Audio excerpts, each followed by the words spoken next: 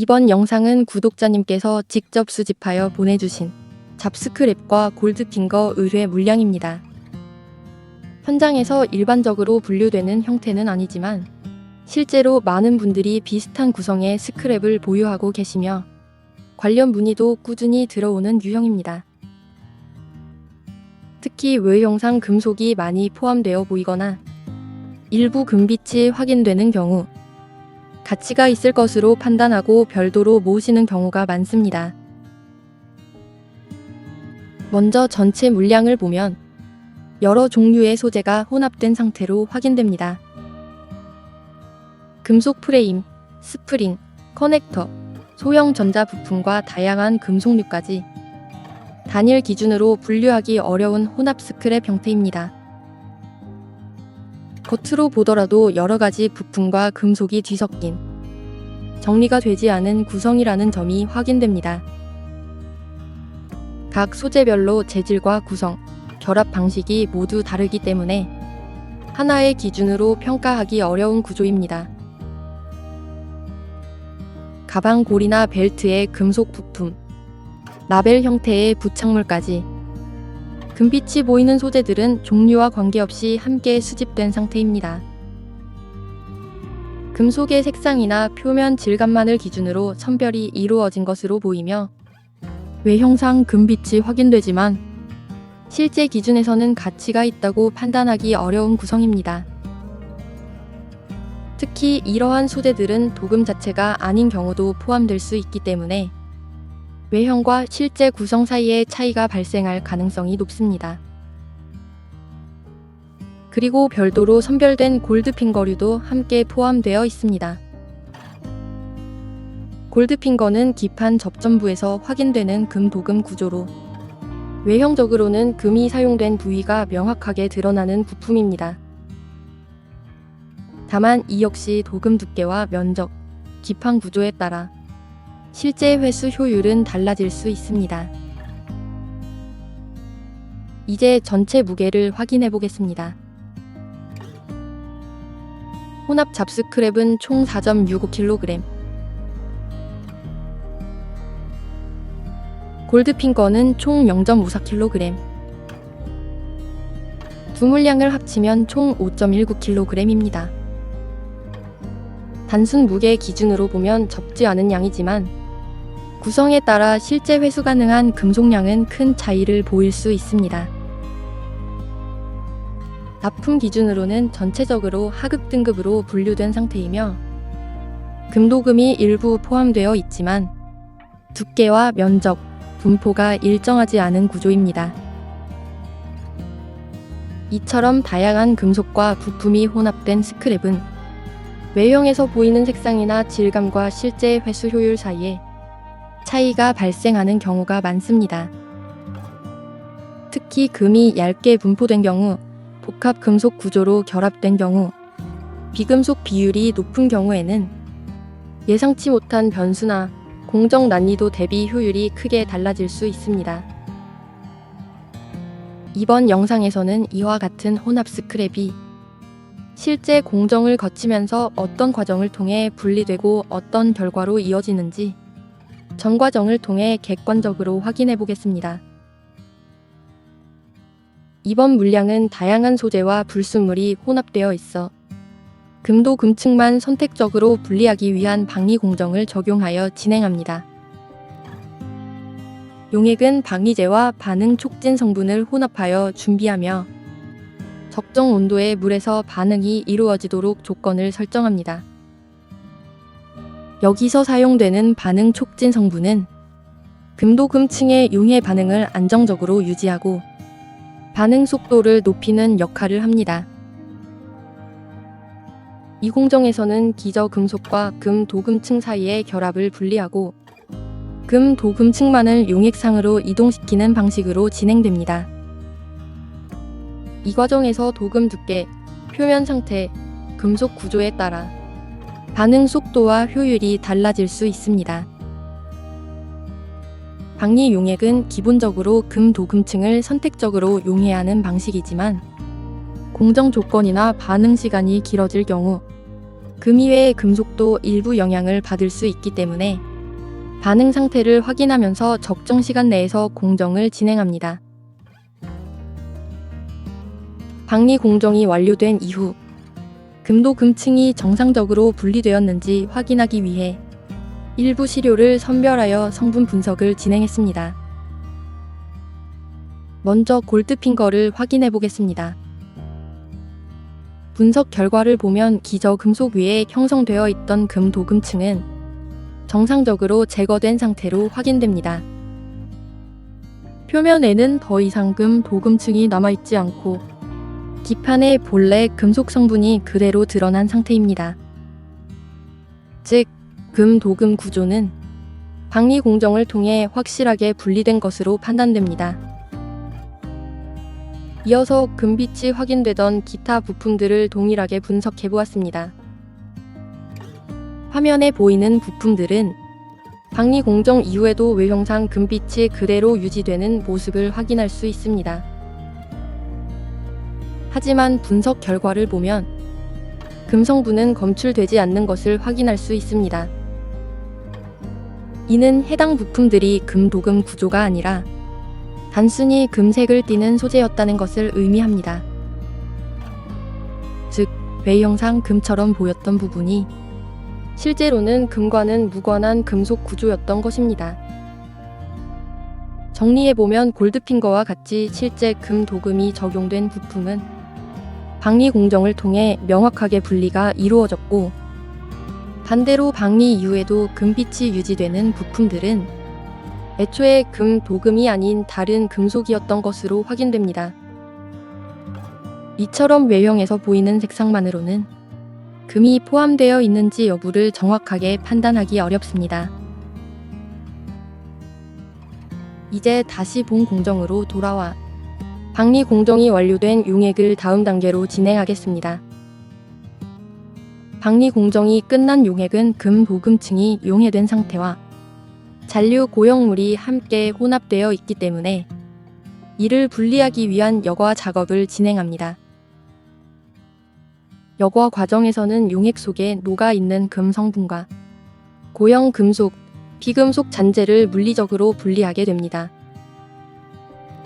이때 고형물에는 철, 구리, 니켈 등 기저 금속과 불순물이 포함되어 있으며 용액 쪽에는 용해된 금 성분이 포함된 상태입니다. 특히 이번 물량처럼 혼합 스크랩 비율이 높은 경우에는 방리 이후에도 다양한 형태의 잔재물이 남기 때문에 여과지 위에 상당한 양의 고형물이 걸러지는 모습을 확인할 수 있습니다. 여과 과정은 단순히 걸러내는 단계가 아니라 이후 공정에서 금 성분의 손실을 최소화하고 불필요한 금속을 제거하기 위한 중요한 분리 단계입니다. 이렇게 분리된 용액은 반응 용기에 다시 옮겨 담아지며 다음 단계 공정으로 이어지게 됩니다. 여과가 완료된 용액에는 용해된 상태의 금 성분이 포함되어 있습니다. 이제 이 금 성분을 고형 형태로 회수하기 위해 치환 공정을 진행합니다. 이번 공정에서는 아연가루, 즉 아연말을 사용하여 금을 회수하는 방식으로 진행합니다. 아연은 금보다 반응성이 높은 금속이기 때문에 용액에 투입되면 용해되어 있던 금 이온을 환원시키면서 자신은 용해되고 금은 보체 형태로 분리됩니다. 이 과정은 금속 간 반응성 차이를 이용한 치환 반응으로 아연이 먼저 반응하면서 용액 속에 있던 금을 입자 형태로 끌어내리는 구조입니다. 아연말이 투입되면 용액 내에서 반응이 일어나면서 금 입자가 생성되고 이 입자들이 점차 응집되어 바닥으로 가라앉는 모습을 확인할 수 있습니다. 즉, 아연말이 금을 잡아서 가라앉히는 과정이라고 보시면 됩니다. 이 과정에서도 반응 조건과 투입량에 따라 금 회수 효율과 불순물 혼입 정도가 달라질 수 있기 때문에 반응 상태를 확인하면서 단계적으로 진행합니다. 아연말 투입 이후 용액 내에서 생성된 금 입자들이 충분히 가라앉을 때까지 기다립니다. 모든 입자가 바닥으로 침전된 것을 확인한 후 상부에 형성된 맑은 용액, 즉 상등액을 조심스럽게 분리하여 여과지 위로 덜어냅니다.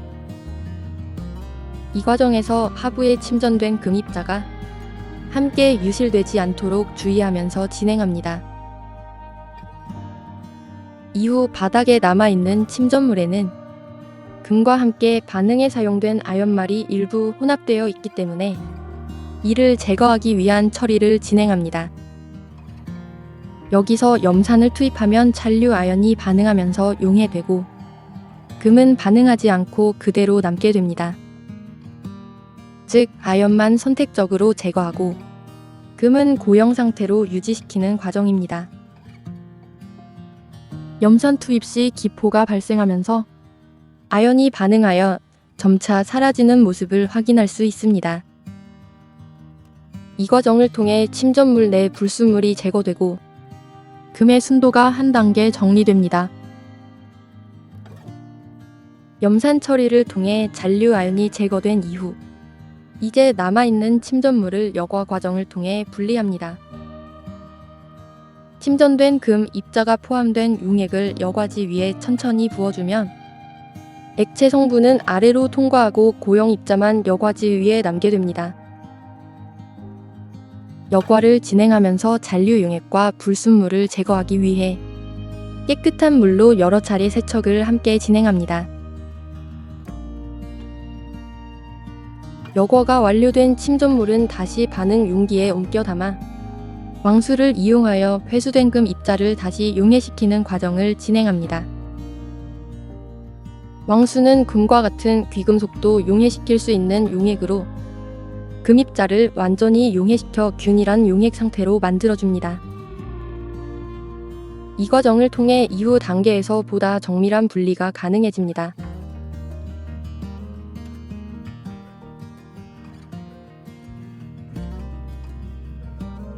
왕수 처리를 통해 금이 완전히 용해된 이후 용액 내에는 금 성분과 함께 전 단계에서 투입된 여과지가 분해되면서 발생한 섬유질 기반 잔재가 혼재되어 있습니다.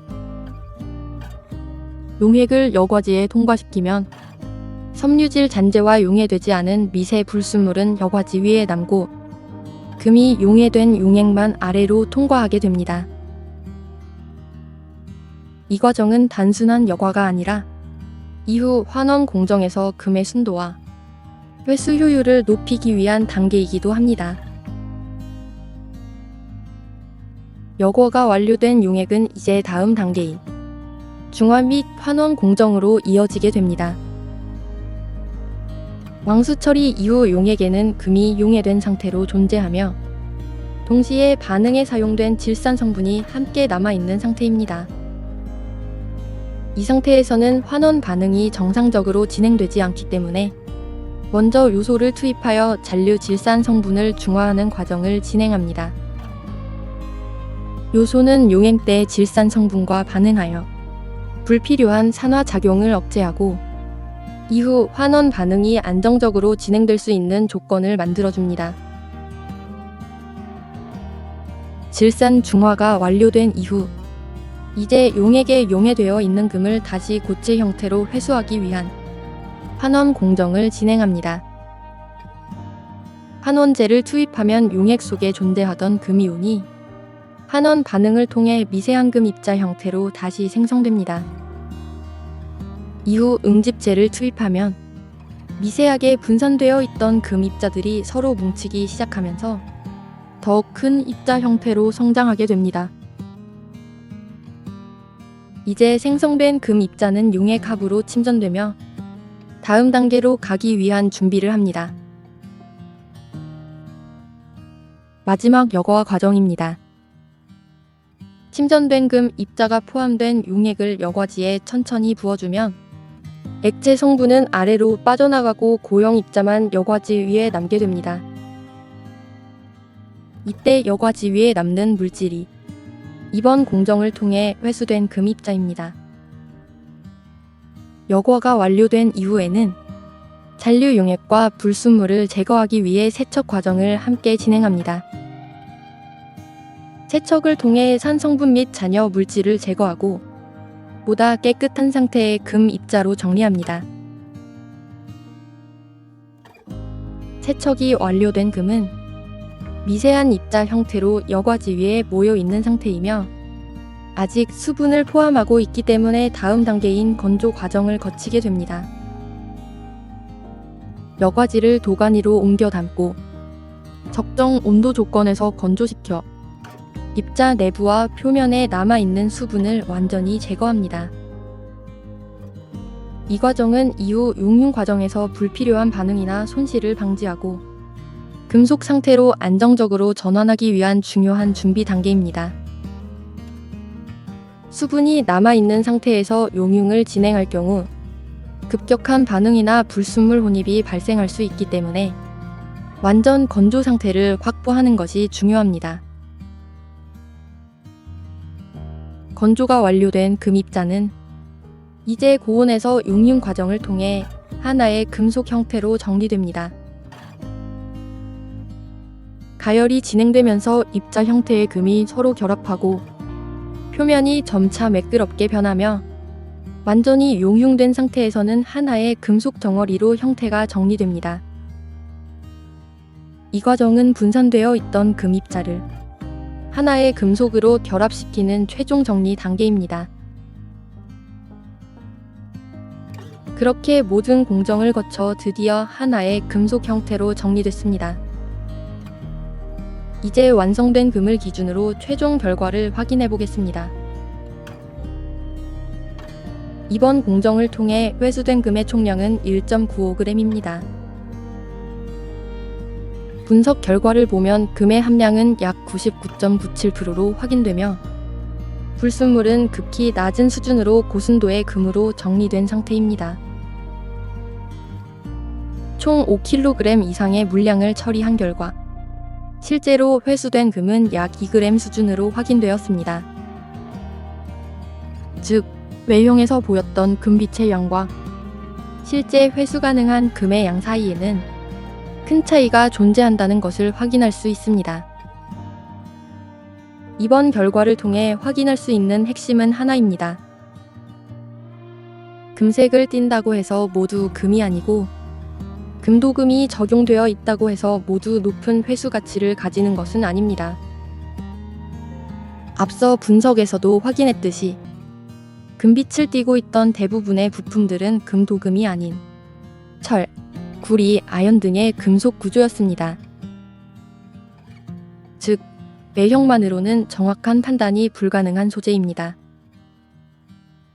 이러한 형태의 스크랩은 일반적으로는 공정 대비 효율이 낮기 때문에 별도로 취급하지 않는 경우가 많습니다. 다만 이번에는 많은 분들이 실제로 비슷한 형태의 스크랩을 보유하고 계시고 문의를 주시는 만큼 데이터 기반으로 정확한 기준을 전달드리기 위해 의뢰를 받아 진행했습니다. 정리해보면 금은 색으로 판단하는 것이 아니라 구조와 성분으로 판단해야 합니다. 겉으로 보이는 금빛은 가치의 기준이 아닙니다. 무조건 금색이라고 해서 금이 많이 들어있고 금이 무조건적으로 포함된 것은 아니라는 걸 반드시 명확하게 구분해서 보셔야 합니다. 저희는 앞으로도 다양한 소재들을 실제 공정을 통해 분석하고 정확한 데이터 기반으로 여러분께 도움 드릴 수 있는 정보를 지속적으로 전달드리겠습니다. 영상이 도움이 되셨다면 구독과 좋아요, 알림 설정까지 부탁드립니다. 시청해 주셔서 감사합니다.